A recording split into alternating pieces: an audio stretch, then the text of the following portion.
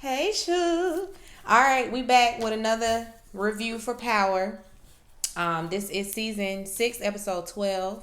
He always wins. What's wrong with this thing? There we go. It wasn't bright. I might need a new battery. Anyway, the opening scene, pause. She's running through the hospital frantically looking for Angie. Then she runs into Ghost, and Ghost is all bloody, and she's still screaming out, "Murderer! Murderer! Murderer!" As she wake up, cause she dreaming.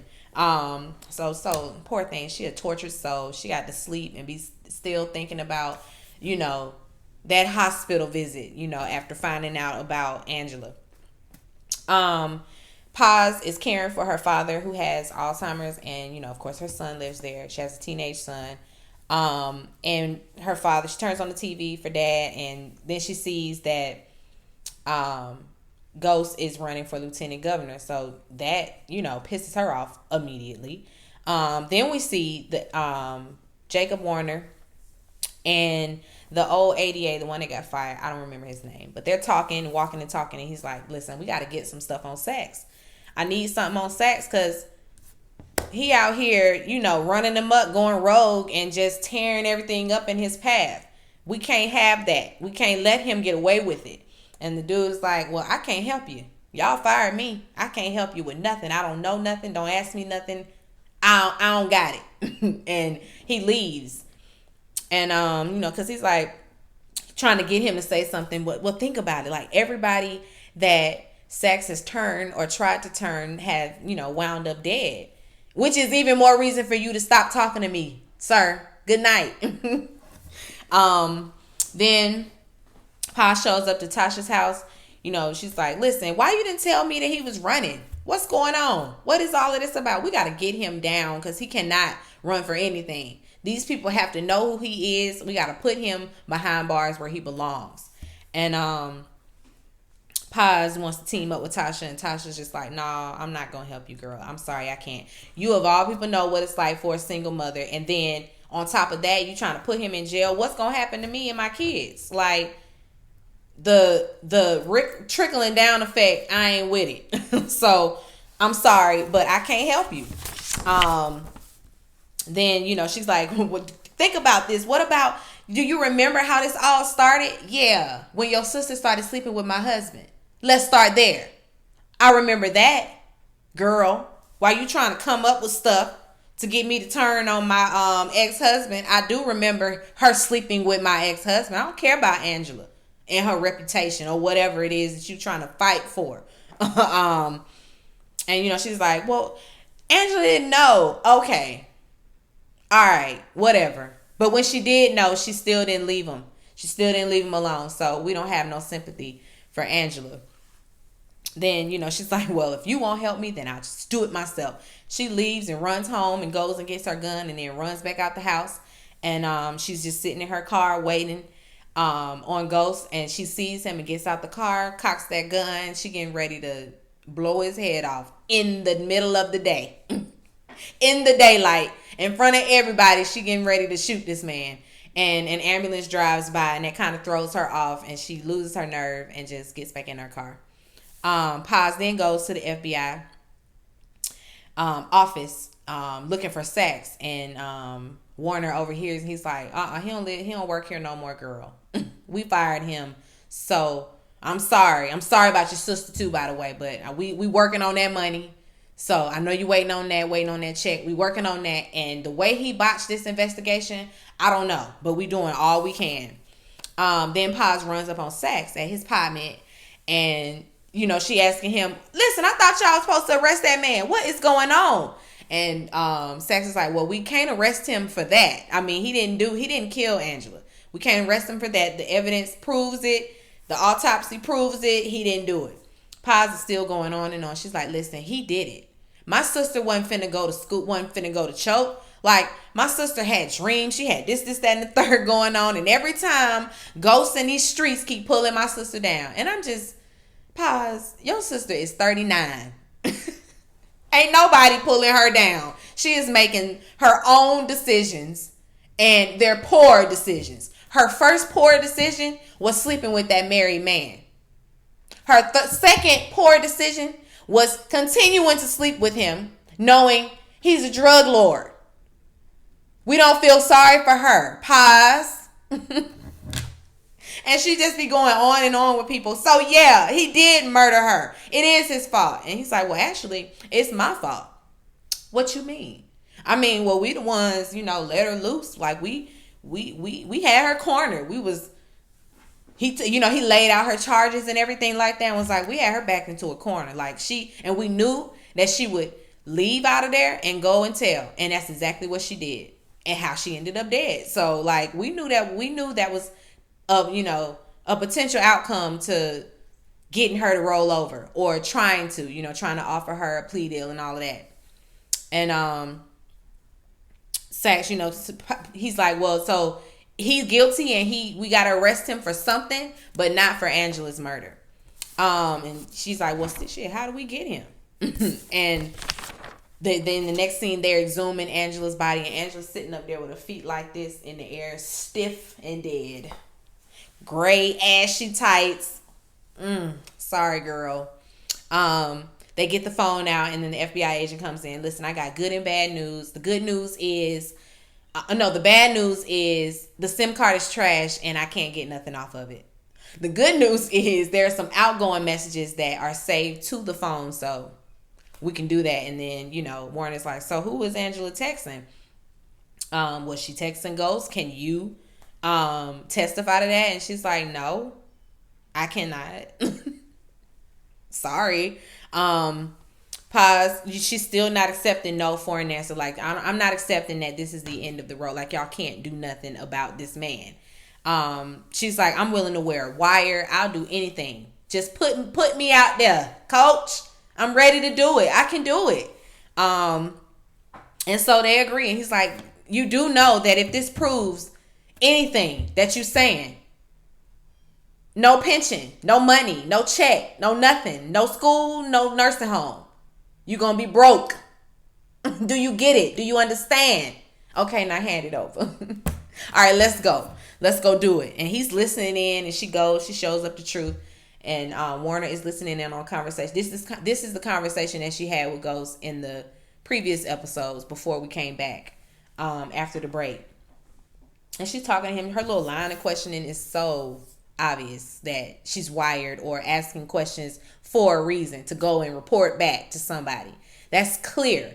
And Ghost doesn't fall for it, so he gives her those, and he gets around the questions, and you know how Ghost is. He's charming and smooth and debonair. He can do that. He definitely got her up off of him and did not incriminate himself in anything. And so she leaves. And of course she's pressing him for information, but he still doesn't give anything. And when she's leaving, of course, that's when we see Ramona was standing there watching. And now, of course, Paz will not get any pension. She won't get nothing. Even after, it still didn't lead to his arrest. And she still ain't gonna get no money. So she just messed it all up for no reason. And while she was there, she had some missed calls, 11 missed calls from her son. And Junior done let the cat out of the bag. Now, his mama told him not to tell Poppy that Angela had passed away because he probably couldn't take it. He's sick. And he done told him. He need to know the truth. He does need to know the truth about his own child. Because he keep talking about her and think he talking to her. And she gone. So he done had an anxiety attack. And it's landed him in the hospital. And so she tells her son, no money. It's going to be nothing. I'm sorry. Nothing I can do. And he pissed. Like, all right, well, then I'm finna go do it then. Go on and kill him then, Mom. Go on and do it. Because at this point, I feel like that's what you got to do. Kill Ghost. And she's like, no, we're not going to do that. But I'm going to figure it out. Tight-lipped detective shows up. She run up on Paz in the streets. And lets her know the same thing she been hearing. Ain't nothing we can do. I'm sorry. We done all we can. The investigation is over with. Then Paz goes to Tasha and fills her in on all of that. And Tasha's just like, well, did you know anything about Ramona? Did you hear about Ramona? And she's like, Ramona, who is that? And she tells her who she is. And she's like, but he promised to, he promised these things to Angela. And he said that, he would lay down his life for her. Like, what you mean, Ramona? Harpo, who this woman? And she goes straight to Tommy. Tommy, you going to have to do it. Tommy's like, what are you doing here? Because he the one that killed Angela. So Paz is the last person he want to see, So she, he puts her out, tells her, I can't do that. I'm not killing ghosts. I'm not getting in that. Get out. And then Warner gets a visit from Tight Lip Detective, and she talking about she got Dre, and she done told him about the deal she done gave Dre, and they taking him to the safe house, and because he's like, ain't nobody told you to do that. It's too late. Sorry, done. Bye. He put her out his office, and then the representative of the Democratic Party shows up trying to strong arm Warner or blackmail him into, dropping it and letting it all go, because now that Ghost is on the ticket, y'all got to keep y'all hands up off of him, because now he one of the Democratic parties. He a part of this now, so y'all got to leave him alone if you want your job, if you want to run for office, because apparently Warner wants to run for office, and he's like, if you want your job, you better, the case is closed. Let me tell you that now. It is closed if you want your job. Warner goes and meets with a judge, and because he's still trying to get a warrant for Ghost's arrest. And he's like, listen, we got Andre. Here's this guy. We got him. He's an eyewitness to a murder of an attorney, Terry Silver. So we got him. Go on and sign for this warrant. Paz wakes up and she can't find her gun or her son. She calling him and he forwarding her. So now she got to go out and look for him, and she rushes the troop, and she sees her son finna go in there and do it. And she's able to stop him and, gets the gun from him and all of that. And then she heads into Truth while it's a whole crowd of people in there.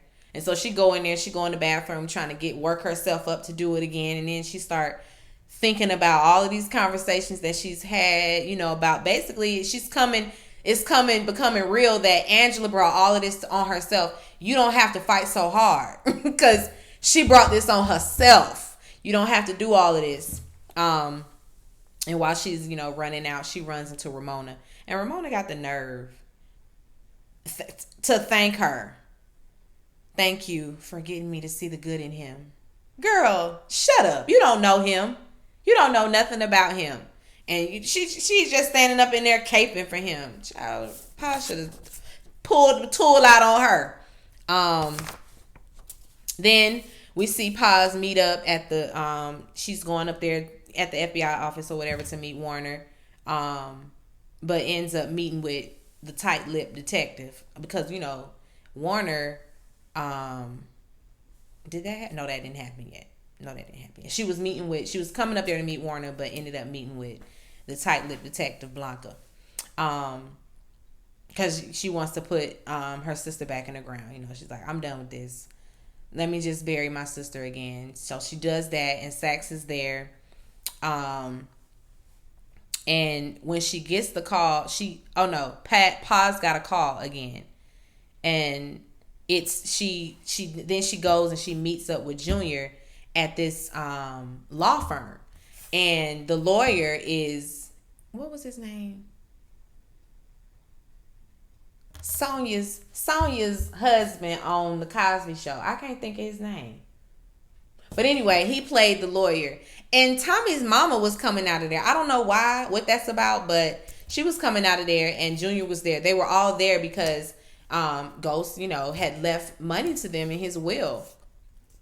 And her she just stupid. Her and her sister, just stupid. She didn't take the money. She don't want the money. On her way out, she run into Tasha. And, Tasha was like, girl, you better take it. And she tells her, it wasn't Ghost that killed Angela. It was Tommy. So you should take that money. I'm telling you, take the money. Because what else you gonna do? Paz ends up sending her son home, and she decides to go after Tommy because now she know that Tommy did it. So now she gonna go get Tommy. And she goes to his apartment, and the door is open, and she goes inside, and his place is empty, and she's just like, no,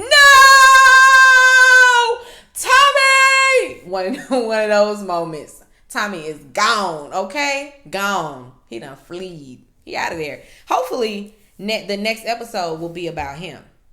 I hope so. We saw a little bit of him, and then the fact that it cannot possibly be about his mama, because his mama wasn't even one of the people after Ghost, I don't think. And did Ghost leave Tommy mama something? Like, we're gonna have to get into that. They gonna have to get into that because that was random, her being there. But that's where it ended out at. And we did good this time, just 15 minutes. After I had to start and stop and start over again. I kept getting interrupted, y'all. The doorbell rang. Then phone calls came in. I'm just like, listen, do not disturb means do not disturb. How is the call getting through? I don't get it. But anyway, that was the episode. Let me know what you guys think. Be sure to rate, comment, and subscribe to the channel. The channel is Call Me Busby. And yeah, I'll talk to y'all next time. Peace and light.